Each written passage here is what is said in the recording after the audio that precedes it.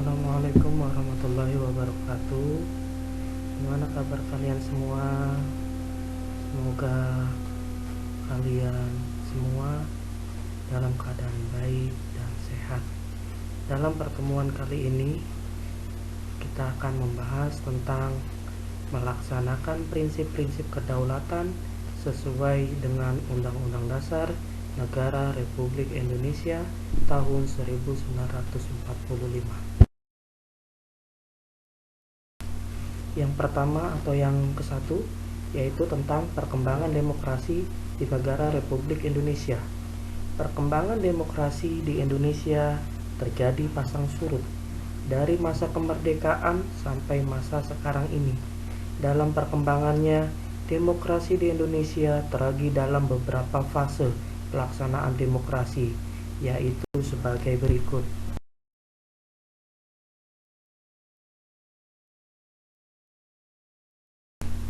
A. Fase demokrasi parlementer 1945 sampai tahun 1959. Pada periode ini, terutama pada kurun waktu tahun 1945 sampai tahun 1949. Menurut Undang-Undang Dasar Negara Republik Indonesia tahun 1945, demokrasi yang harus dilaksanakan adalah demokrasi Indonesia dengan kabinet presidensial. Namun, dengan keluarnya maklumat pemerintah tanggal 14 November 1945 berubah menjadi demokrasi parlementer. Begitu pula pada kurun pemberlakuan Undang-Undang Dasar Republik Indonesia Serikat tahun 1949, Indonesia dibagi dalam beberapa negara bagian. Sistem pemerintahan yang dianut ialah demokrasi parlementer atau sistem demokrasi liberal. Pemerintah dijalankan oleh Perdana Menteri, sedangkan Presiden hanya sebagai lambang. Karena pada umumnya rakyat menolak Republik Indonesia Serikat, pada tanggal 17 Agustus 1950, Presiden Soekarno menyatakan kembali kepada bentuk negara kesatuan dengan Undang-Undang Dasar Sementara tahun 1950. Demokrasi ini tidak cocok dengan jiwa bangsa Indonesia. Untuk itu, pada tanggal 5 Juli 1959, Presiden mengeluarkan Dekret Presiden tanggal 5 Juli 1959 yang isinya: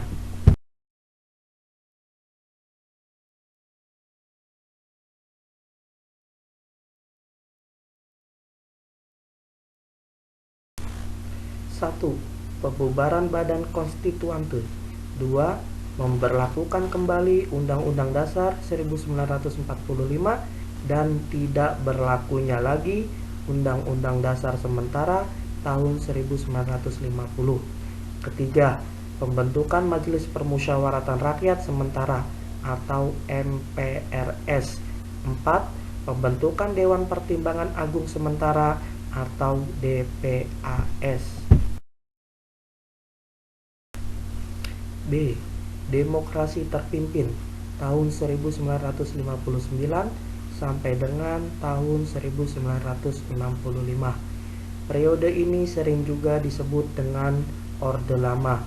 Undang-undang dasar yang digunakan adalah Undang-Undang Dasar Negara Republik Indonesia tahun 1945 dengan sistem demokrasi terpimpin. Dengan demikian, pemusatan kekuasaan di tangan Presiden. Hal tersebut menimbulkan penyimpangan terhadap Pancasila dan Undang-Undang Dasar Negara Republik Indonesia tahun 1945 yang puncaknya terjadi perebutan kekuasaan oleh PKI pada tanggal 30 September 1965 atau dikenal dengan istilah lain adalah G30 SPKI. Pada gambar ini menggambarkan bagaimana situasi keadaan ketika itu. Kejadian tersebut menggambarkan tentang 3 tuntutan rakyat atau dikenal dengan istilah lain yaitu Tritura. Isi dari 3 tuntutan tersebut: pertama, bubarkan PKI; 2, bersihkan kabinet dari unsur PKI; 3, turunkan harga dan perbaiki ekonomi. C. Demokrasi Pancasila tahun 1966 sampai tahun 1998. Periode ini dikenal dengan sebutan pemerintahan Orde Baru yang bertekad melaksanakan Pancasila dan Undang-Undang Dasar Negara Republik Indonesia tahun 1945 secara murni dan konsekuen. Demokrasi berlandaskan Pancasila dan Undang-Undang Dasar Negara Republik Indonesia tahun 1945 memiliki keunggulan tertentu, yaitu: A. Mengutamakan pengambilan keputusan dengan musyawarah mufakat dalam semangat kekeluargaan. B. Mengutamakan keselarasan dan keseimbangan antara hak dan kewajiban, antara kepentingan pribadi dan kepentingan umum. C. Lebih mengutamakan kepentingan dan keselamatan bangsa di atas kepentingan pribadi dan golongan. Dalam pelaksanaannya sebagai akibat dari kekuasaan dan masa jabatan presiden yang tidak dibatasi periodenya, maka kekuasaan menumpuk pada presiden, sehingga terjadilah penyalahgunaan kekuasaan. Hal tersebut ditandai dengan tumbuh suburnya budaya korupsi, kolusi, dan nepotisme atau KKN. Kebebasan bicara dibatasi, praktek demokrasi menjadi semu.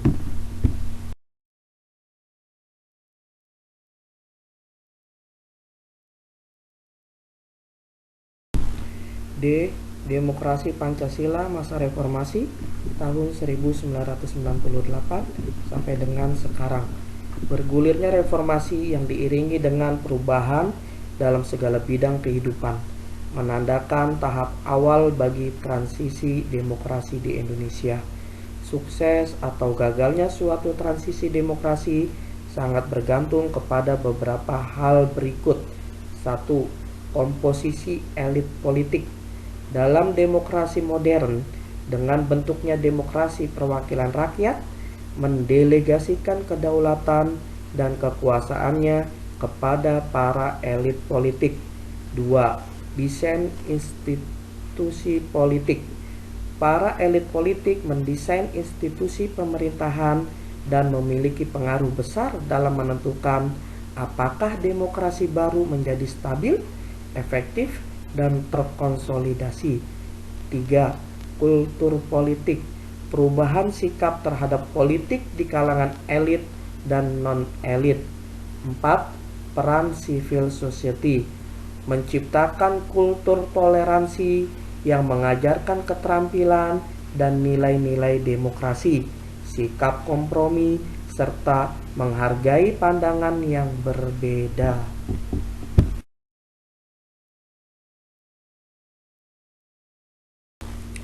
2. Perkembangan sistem pemerintahan di negara Republik Indonesia.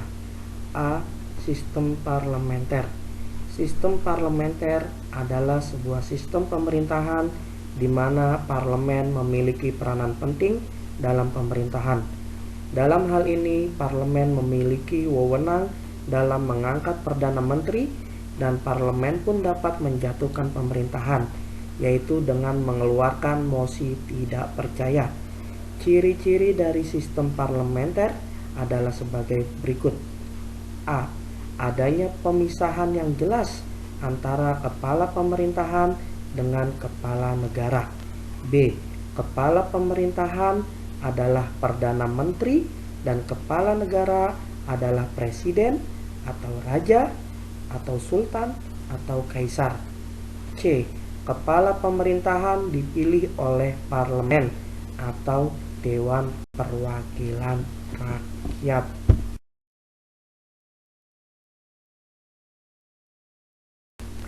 B. Sistem semi parlementer.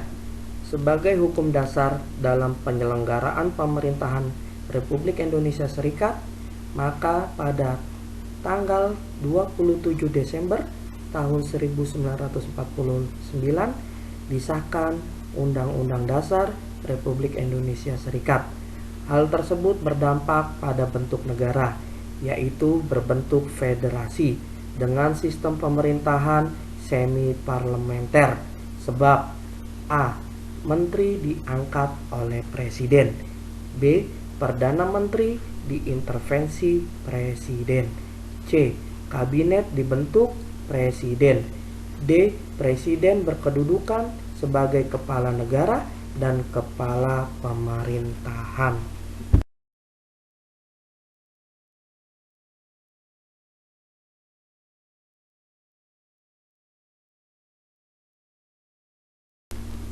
C. Sistem presidensial. Sistem presidensial atau disebut juga dengan sistem kongresional merupakan sistem pemerintahan negara republik. Dalam sistem presidensial, presiden memiliki posisi yang kuat dan tidak dapat dijatuhkan. Ciri-ciri pemerintahan presidensial: A. Presiden berkedudukan sebagai kepala pemerintahan sekaligus kepala negara. B. Menteri-menteri hanya bertanggung jawab kepada Presiden. C. Presiden tidak bertanggung jawab kepada kekuasaan legislatif. Cukup sekian untuk pertemuan kali ini.